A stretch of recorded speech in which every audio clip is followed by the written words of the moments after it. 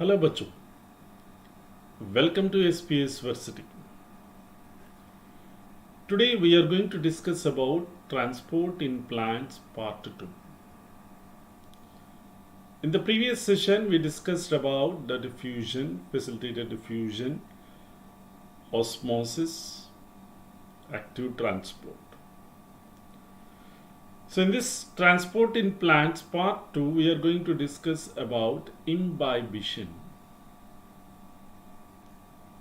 So where is this imbibition seen? So imbibition is seen in dry seeds. That is when seeds are kept in soil for germination and dry wood. So when these dry seeds and dry wood are kept in water, so they will absorb water and they will increase in volume. Okay. So this uptake of water by these substances, so by these solids or colloids, it is called imbibition. Okay. And this imbibition property is seen in many biological substances like cellulose, starch, and some proteins. Okay. So what is the driving force for this imbibition? The driving force for the imbibition is water potential gradient. That is, the difference in the water potential is the driving force for imbibition. So already we have discussed about examples, that is seeds and dry wood, which are best examples for imbibition. So due to this imbibition, the substance which absorb water, they will show swelling, okay, which is seen in dry seeds and dry wood. Okay. And this imbibition is also a passive process where energy is not required. Okay. Now, अभी हमें discuss करेंगे long distance of transport of water. So in this long distance transport of water, there is bulk movement, there is high quantity of substances will move. So from one point to other point. So they has to move means there should be some difference. That is, the pressure difference between 2 points will make them to move from one point to other point. And this bulk movement of substances through the xylem and phloem. So bulk movement takes place in xylem and phloem. So this bulk movement of substances through xylem and phloem, so इसको क्या बोलते हैं कि translocation. So it is called translocation. Okay. So first we'll discuss about the transport of water. So from where it will start, that is from roots. So roots will absorb water from the soil, specifically root hairs, which are present in the roots will absorb the water present in the soil. And these root hairs are nothing but which are formed from extension of epidermal cells. So root hairs are unicellular. So root hairs are unicellular and they are extension of epidermal cells, which will increase the surface area of absorption. So this root hairs will take water, that is water is absorbed by osmosis. It is absorbed by osmosis. Okay. Okay, once root hair has taken the water absorbed by root hairs, then it can move into deep into root layers. And finally it has reached to xylem.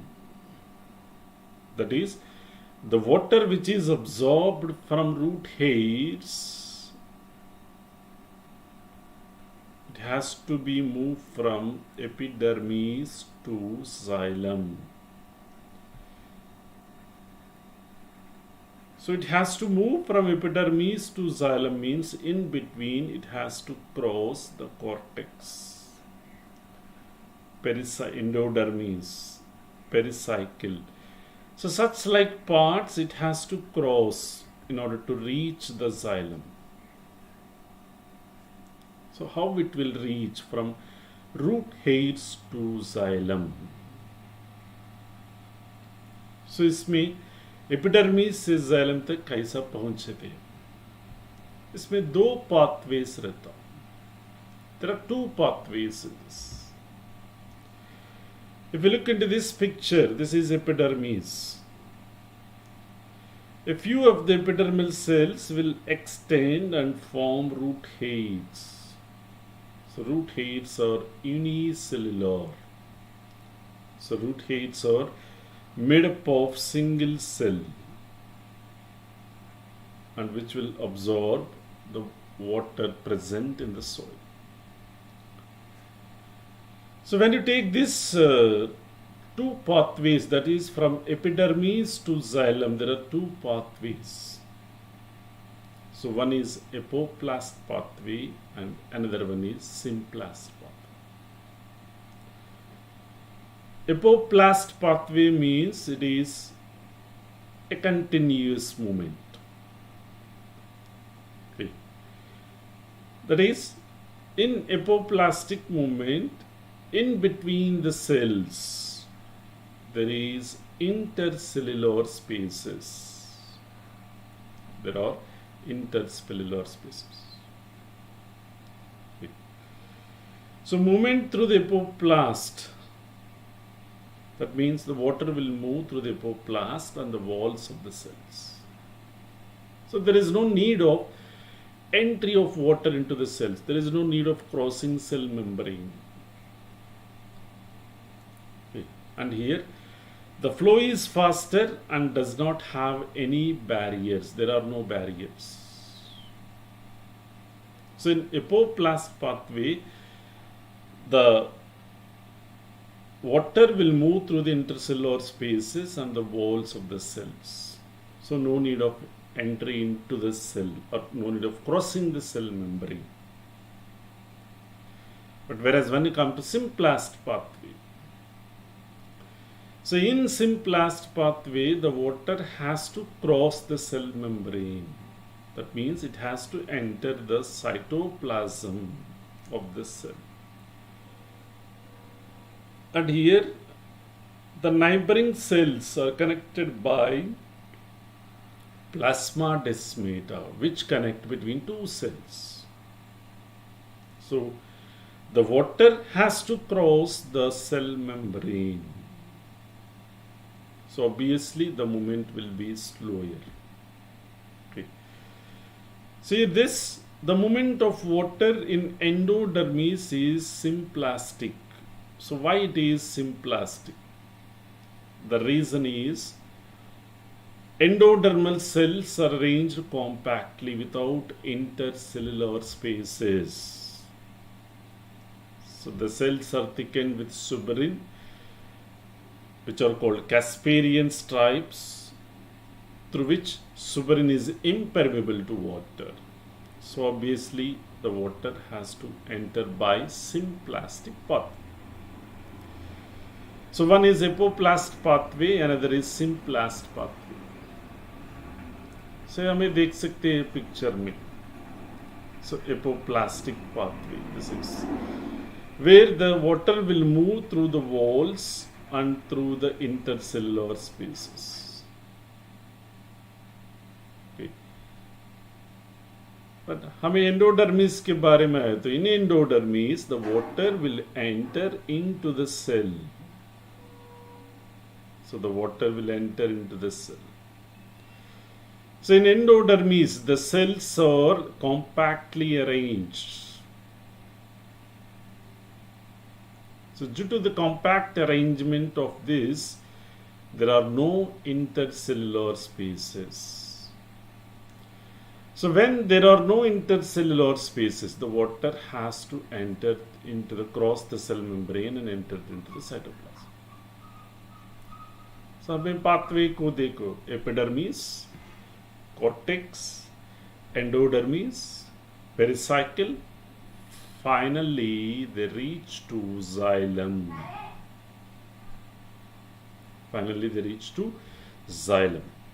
That is, from here to here there are two pathways. One is apoplast and another one is symplast, depending upon the arrangement of cells.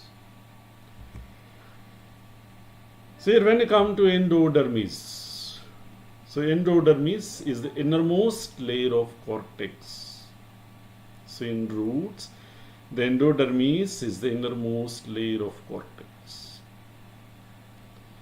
And this endodermis, the radial and tangential walls are thickened with a substance, that is suberin, a wax substance suberin, which is impermeable to water. It doesn't allow water. Okay. So that's why here what they has to do is, the water has to enter into the cytoplasm by crossing the cell membrane. Obviously the water has to cross the cell membrane. So that's why it is symplastic pathway in endodermis. There is no chance of apoplast pathway due to presence of this suberin, which is called the Casparian strips. Okay. If you see into this picture, it is the root water which is absorbed by root hairs. It enters into the epidermis, epidermal cells. From here, the water is moving through intercellular spaces, which is apoplast pathway. But when it comes to endodermis, in endodermis, it is symplast pathway.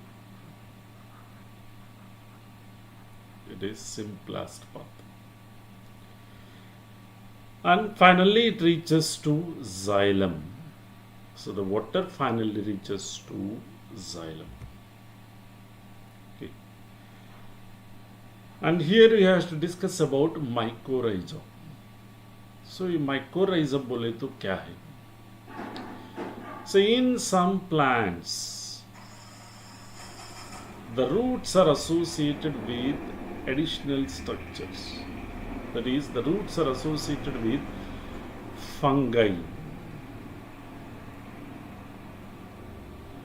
So these fungi which are associated with the root system of higher plants. So there is a mutual relationship. So mutual relationship means both are benefited. The roots as well as the fungi is benefited.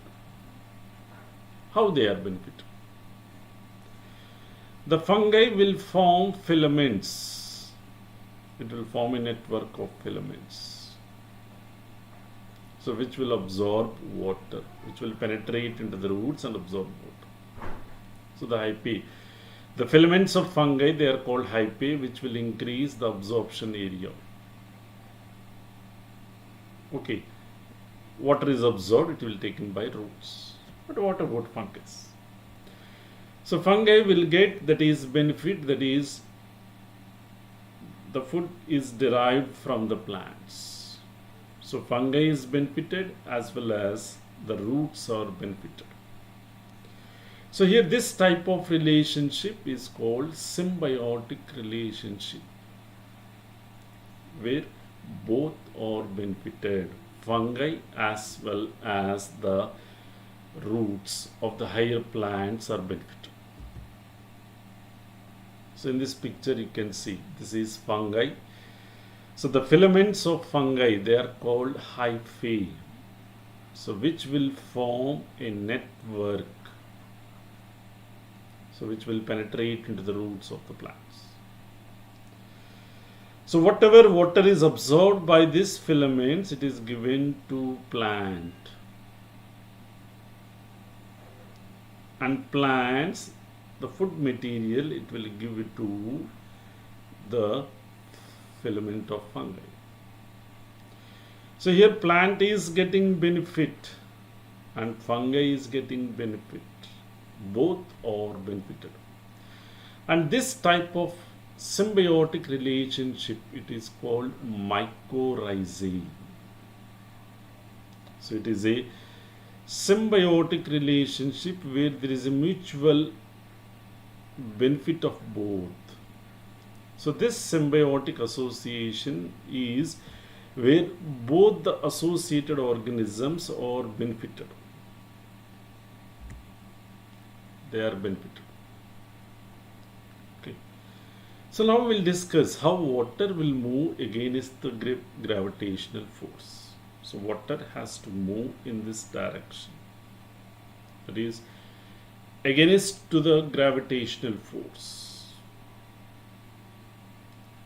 by vertical conduction through xylem vessels. So by vertical conduction through xylem vessels. Okay. How it will reach? So here the water is absorbed. So the absorbed water in this vertical direction, they has to reach to the top, that is the leaves, from leaves where water gets transpired through stomata. Okay. So here the water starts its journey from root hairs. So soil, root hairs, cortex, that is Apoplast pathway, Endodermies by which Symplast pathway ultimately reaches to xylem of the roots. From this it reaches to xylem of the stem. And finally it reaches to leaf, xylem, from where it reaches to mesophyll of the leaf. So here through stomata the water gets evaporated through stomata by a process called transpiration. So by a process called transpiration. So this is how the water has to move against the gravitational force of the earth. Okay.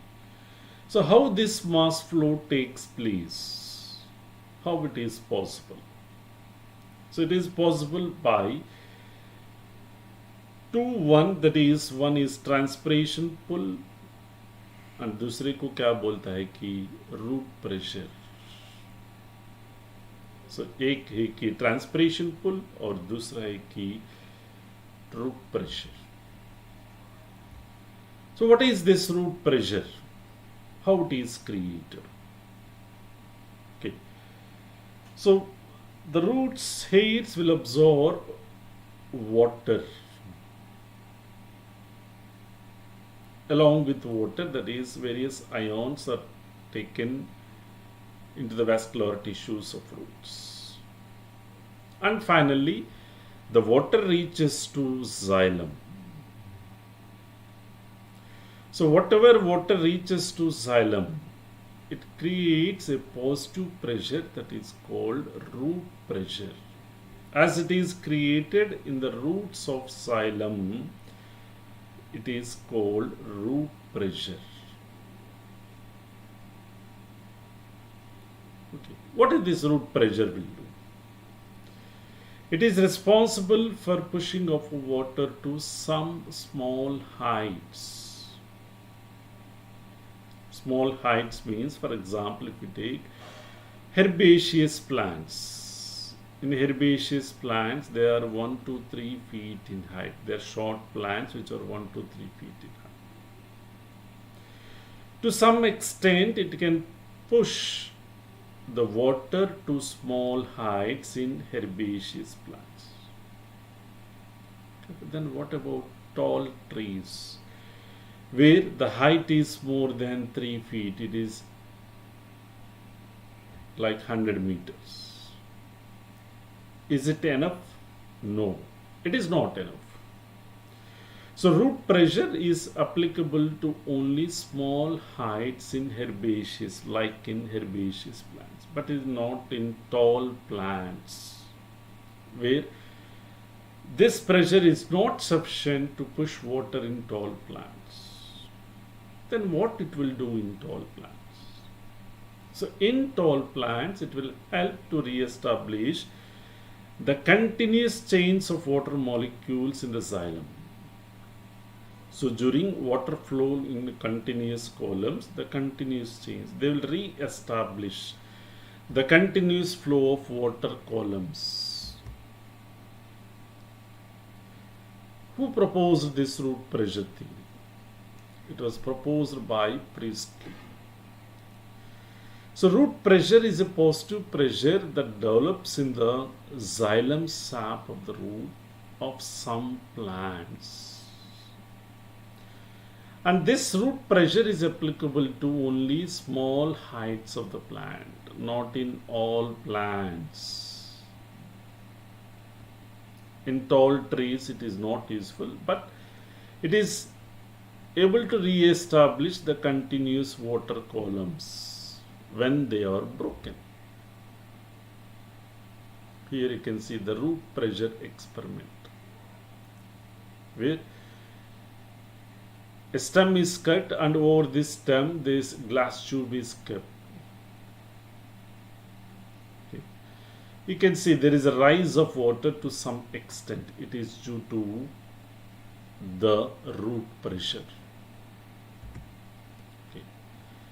And this root pressure is due to this root pressure. There is another process takes place in the plants, which is called cuttation. So in plants, water is lost in the form of liquid, that too specifically in herbaceous plants. So this loss of water in the form of liquids is called cuttation. So इसको क्या बोलते हैं कि कटेशन. Transpiration अलग है, guttation अलग है, दोनों से पानी बाहर आता है, लेकिन ट्रांसपिरेशन में it comes in the form of water vapor. Guttation, it comes in the form of liquid. So here, if you see in some plants at the margins or tips of the leaves, in the early morning, we can see water drops on herbaceous plants. Okay. In which conditions you can see, that is, in which transpiration is low, root pressure is high, and you can see the liquids at the vein endings. So what are the structures which will help with by which the guttation takes place? So these structures are called hydatodes, which are present near vein endings. So if you see the picture, the margins of the leaf margin, you can see the water droplets. And this is the structure of hydatode. So where there is a pore which is surrounded by God's cell. The tissue present below this is epithelium, this is vein ending. So this is upper epidermis, this is lower epidermis, the mesophil. So hydatodes are the structures through which guttation takes place. So root pressure will have some role in herbaceous plants like guttation and re-establishment of in tall trees, like if you see the re-establishment of water columns. Other than this root pressure, is there any other force, that is transpiration pull? What is this transpiration pull? How it is it? Okay. That is, in plants, if you see the water movement through xylem, the movement will be at the rate of 15 meters per hour. How it is possible? Okay. It is possible due to this transpiration pull. And to explain this transpiration pull, there is a model that is called Cohesion tension transpiration pull model, which is acceptable model and which is explained in the tallest point of the tree, that is in tallest trees, which is applicable. And this cohesion tension theory was proposed by Dicot and Joly. We'll see what are the different aspects of this transpiration, cohesion, tension, transpiration. What is meant by cohesion? Cohesion means it is the mutual attraction between water molecules, attraction among water molecules.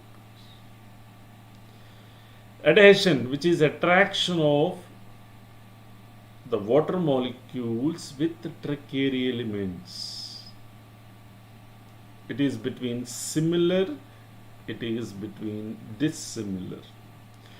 Cohesion is between similar, that is between water molecules, and whereas adhesion is between the polar water molecules to the polar surface of tertiary element, that is xylem, which is adhesion. Water has properties, that is cohesion, adhesion, और तीसरा property क्या है कि surface tension.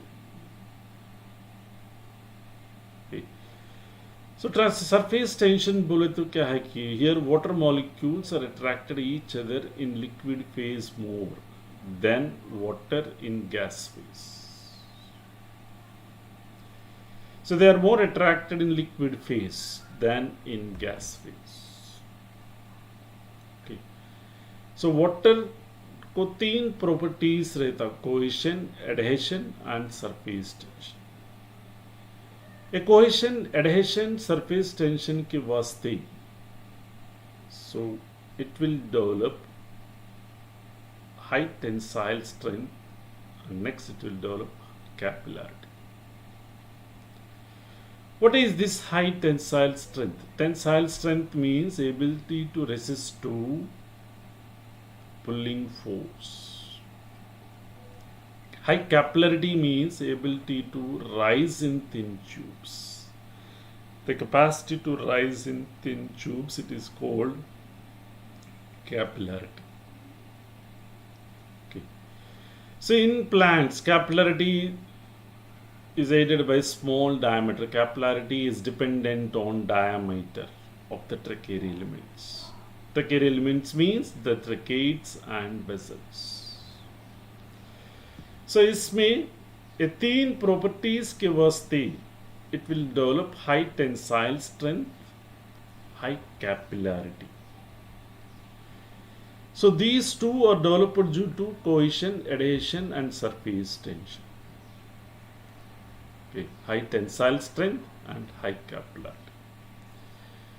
Besides this, there is a process which takes place in plants. So इसको क्या बोलते हैं कि transpiration. So transpiration में क्या होता है? In transpiration, water is lost from aerial parts of the plant in the form of water vapor. A transpiration में water is lost in the form of water vapor. इसको क्या बोलते हैं कि ट्रांसपरेशन. सो इसमें तीन टाइप्स रहता ट्रांसपरेशन में. सो पहला टाइप को क्या बोलता है कि cuticular transpiration. Second one lenticular transpiration and the third one is stomatal transpiration. So stomatal transpiration is stomata द्वारा होता है, which are present on leaves and young stems, fruits. Lenticular transpiration, ये old stems में lenticels रहता, lenticels के द्वारा होते transpiration, इसको क्या बोलता है कि lenticular transpiration. Cuticle, the layer which covers the stem and the leaf, cuticle द्वारा भी ट्रांसपिरेशन होता है. इसको क्या बोलता है कि cuticular transpiration. So most of the transpiration takes place through stomata. So that is stomatal transpiration. अब देखिए कि स्टोमेटा स्ट्रक्चर, इसमें दो गॉड सेल्स हैं. In the center, the stomatal aperture, and these are surrounded by subsidiary cells. So these are surrounded by subsidiary cells. And if you see these God cells, you can see the arrangement of microfibrils. These are microfibrils. The lines are microfibrils. Okay. Stomata में देखो तो dicot में थोड़ा अलग structure रहता है, monocots में अलग स्ट्रक्चर रहता है. सो डाइकोट में the God cells are kidney shaped or bean shaped, which have chloroplast. Monocot में देखो तो they are dumbbell shaped. Monocot में God cells का shape dumbbell shaped रहता है, और dicots में इसका shape bean shaped रहता है. So a differences stomata in dicot, stomata in monocot. So a stomata, they are not always open, they are open and close. So during daytime they will open, and during night time they will close.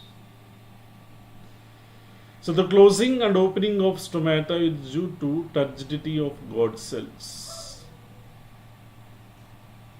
So God cells play a major role in opening and closing of stomata. So the inner wall of God cells is thick and elastic. Okay. Or outer wall is thin. Okay. Or a God cells में microfibrils, they are arranged in the cell walls. Okay.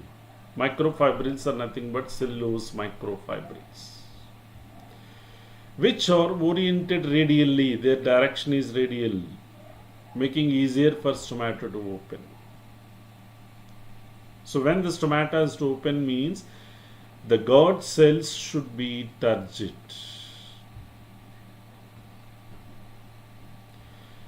That means the God cells, into the God cells water has to enter.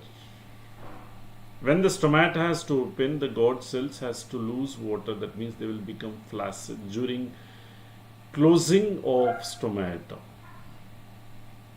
So closing of stomata, the God cells become flaccid. During opening of stomata, the God cells become turgid. So here हमें देख सकते हैं the transfer section of leaf. A transfer section of leaf में two epidermal layers रहता, upper epidermis, lower epidermis. Palisade parenchyma, spongy parenchyma, stomata. Okay. So above this stomata there is a air chamber which will store the gases. Okay. So here when you come to the functions of stomata functions are transpiration and exchange of gases. और transpiration external factors और internal factors द्वारा effect होता है. External factors लिए तो temperature, light, humidity, wind speed. Internal factors, number of distribution of stomata, percentage of stomata that are open, water status of the plant, the canopy structure of the tree. These are internal structures, internal factors which will affect transpiration. Okay. So here we are discussing about transpiration and opening and closing of stomata, these all. So what is the importance of transpiration? So this transpiration will create a transpiration pull for absorption and transport of water in plants. So it transports minerals from soil to all parts. Through water only the minerals are transported. And due to evaporation of water, the leaf surface gets cooled, which protects the plant from heat injury. And it maintains shape and structure of plants by keeping turgid. And it provides water for photosynthesis. Photosynthesis के लिए water चाहिए. ये कहाँ से आते हैं कि due to transpiration. Okay, transpiration is very important, but at the same time, a lot of water is lost from these plants. That's why Curtis called it as a necessary evil. Transpiration is a necessary evil. So loss of water, lot of water is lost from the plants, but it is unavoidable. Why? Because it needs gas exchange for respiration and photosynthesis, as well as transpiration pull is needed for ascent of sap, that is transport of water and minerals. So that's why Curtis called this transpiration as a necessary evil. It is a process of necessary evil. So now we'll see what is this cohesion, tension, transpiration model. Cohesion, tension are the three adhesion and transpiration pull are the three major forces by which the water column is lifted in xylem vessel. Okay. So due to transpiration, water is lost from the leaf in the form of water vapor. So transpiration के द्वारा water is lost. Okay. As water is lost, it will develop, that is the low concentration, that is because of low concentration of water vapor in the atmosphere. So atmosphere में water vapor का concentration कम रहता और leaf में water vapour का concentration high रहता है, इसलिए water leaf से एटमॉस्फेयर को जाता है.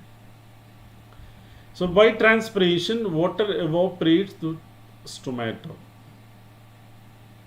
Due to this loss of water by transpiration, it results in pulling of water into the leaf. So it creates a pulling force. Transpiration will create a pulling force, and due to this pulling force in the xylem of the leaf, the water is dragged from roots to leaf, and this water forms an unbroken columns. So here water potential gradient will be present between leaf and root. There is a difference in the water potential gradient. So the water column is maintained by transpiration pull unless until it is broken. So here you can see the root hairs, we can take water by osmosis. It reaches to xylem. So due to adhesion and cohesion, transpiration pull, the water reaches and it finally by the transpiration pull, which is called, this entire process is called ascent of sap. So here you can see water in the ground is absorbed by root hairs, reaches to cortex cells and finally to xylem vessels, finally through leaves where water is lost in the transpiration. Okay. So here when you take transpiration and photosynthesis, say compromise. Why? Because photosynthesis requires water. Without water, photosynthesis cannot be performed. But transpiration is where water is lost.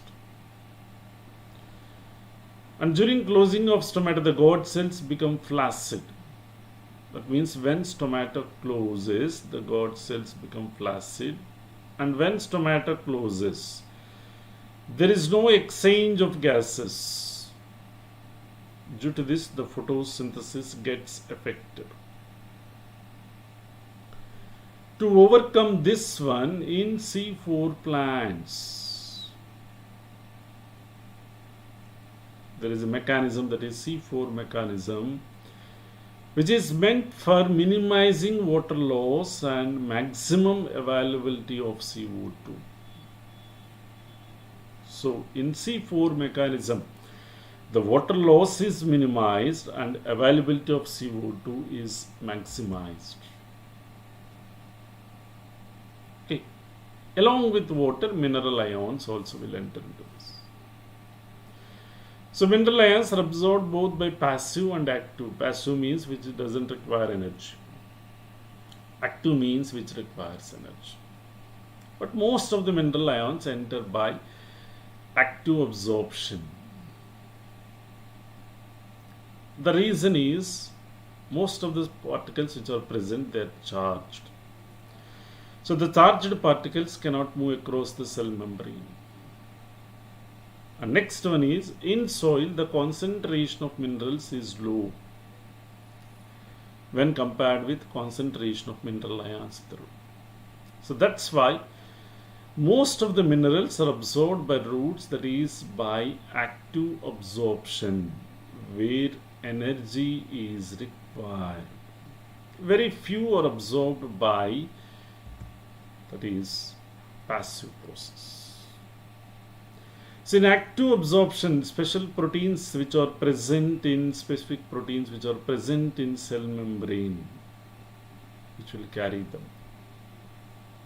Okay. Even if you take endodermal cells, may have transport proteins to cross the solutes. Okay. So endodermal cells are control points where it adjusts the quantity and types of solute that has to reach the xylem. Okay. Why? Because it is only made up of suberin and it can move in only one direction only. Okay. Now minerals has reached the xylem. How they are transported? Okay. Either by taking passive or active, they are reached to the xylem of this. And where these minerals are used? The chief sinks of the minerals are growing regions of the plant. Growing regions means apical meristem, lateral meristem, young leaves, flowers, fruits, seeds, storage. These all are chief sinks. So the source is water. And whatever these mineral ions are absorbed, they are frequently remobilized. Remobilized means whatever the minerals present in older parts are senescing parts, that means which are going to die. From there, the minerals will move to younger parts. Okay. That is, if you take deciduous plants which leaves lost, the minerals which are present, they are moved. Like if you take phosphorus, sulfur, nitrogen, potassium, these are called mobile elements, which can move from older parts to, that is, the younger one. But there are some ions like calcium which cannot be remobilized. They are called non-mobile elements. Why? Because they form the structural elements which cannot move, which is one of the important component of the middle lamellum. Okay. So till now we have discussed about the xylem transport. So now we will discuss about phloem transport.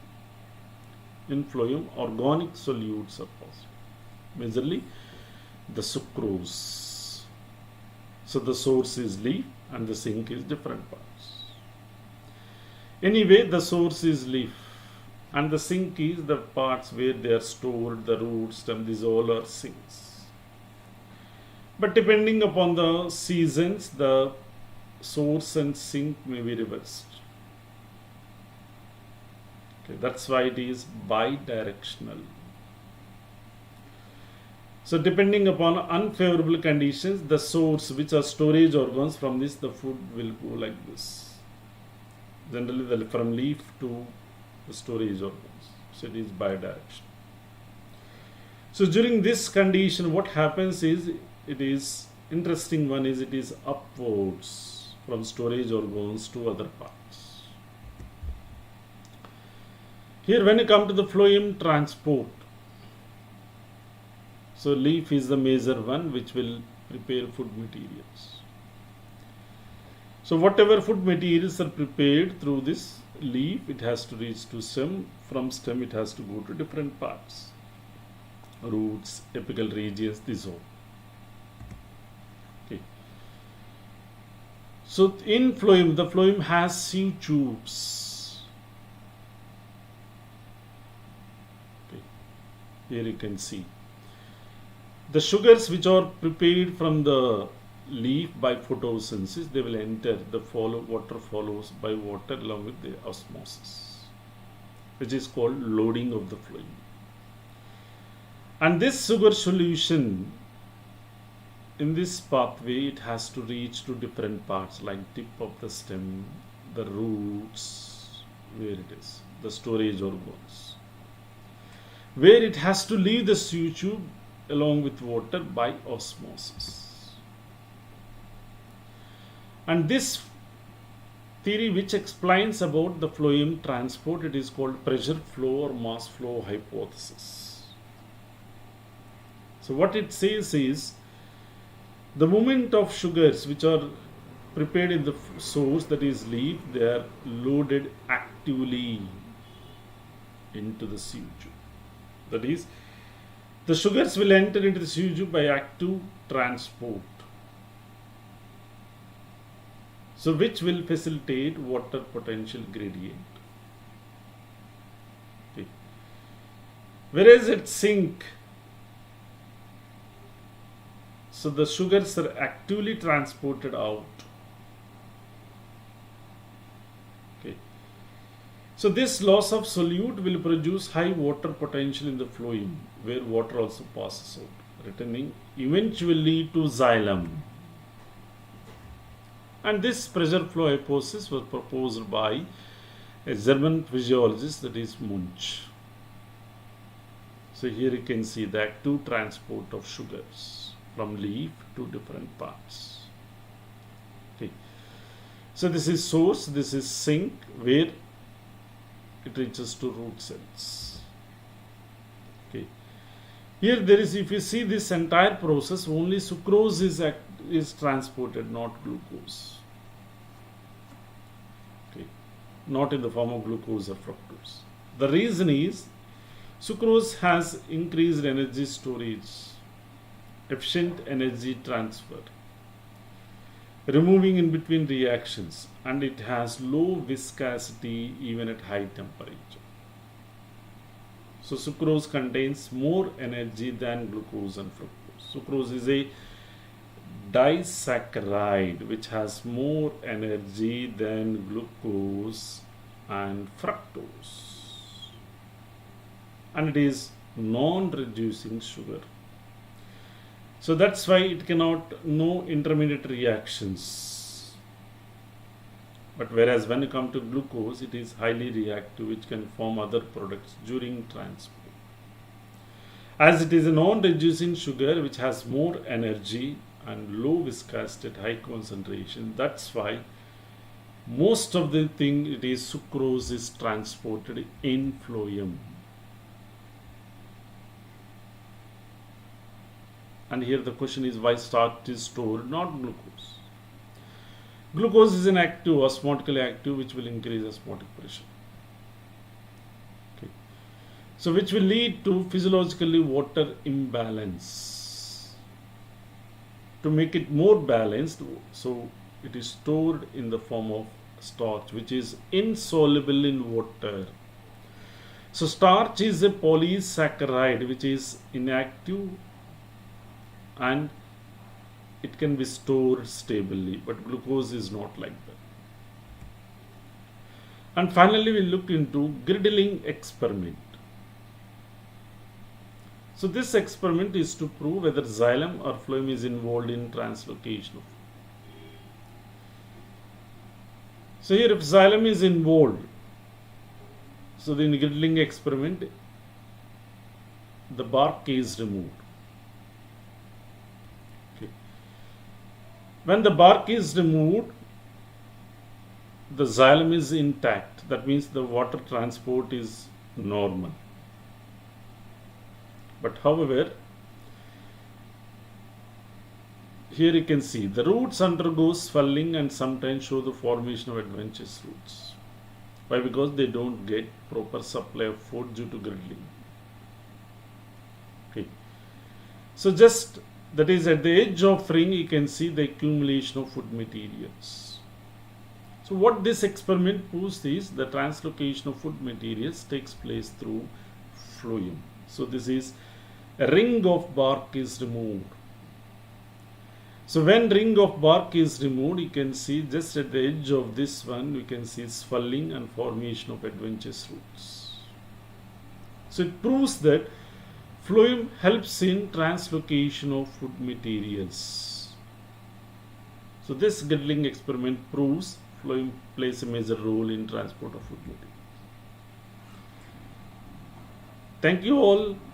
Follow us on SPSVERSITY. We'll meet on next session.